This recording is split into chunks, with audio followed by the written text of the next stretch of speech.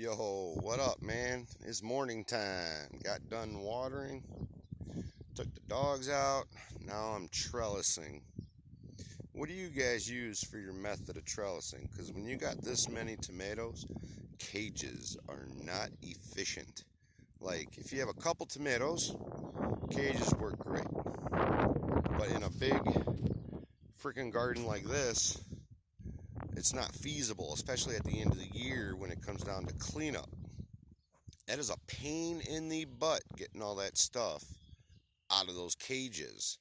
So this is what we do here, and I use like that sisal string, and I tie it to stakes. Every 2 or 3 tomatoes there's stakes, and you can see how I run one,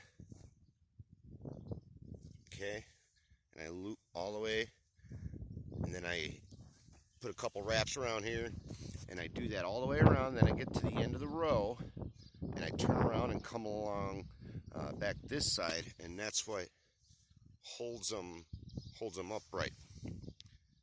And that should be enough to withstand whatever wind is out here.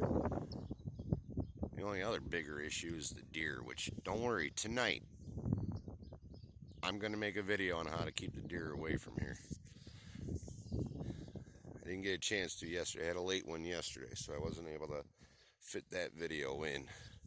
But I just want to do a quick video here on how we trellis our tomatoes.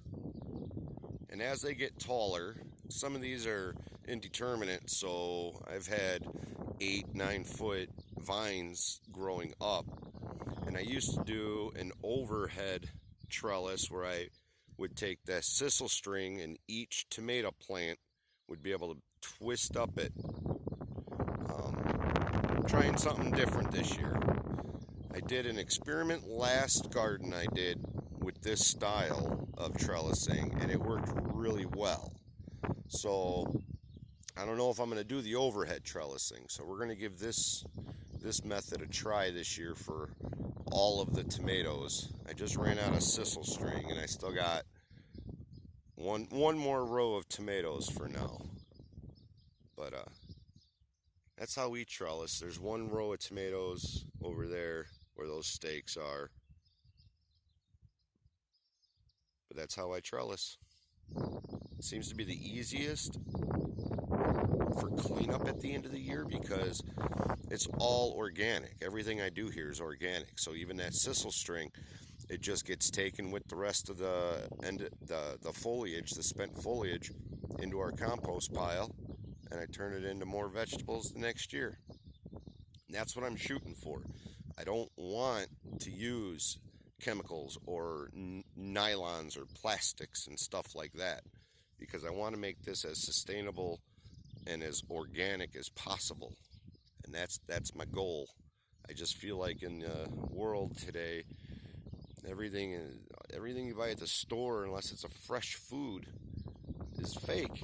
Like, there's all kinds of additives and chemicals and shit that's not good for you. Even the meat these days, they're saying it's bad. So I try to do all organic, and I want to be able to say that to our customers. I'm not certified organic yet, but in time. This is the first year we're actually doing a full market garden, so we're gonna give it a whirl. Happy farming, y'all. Later.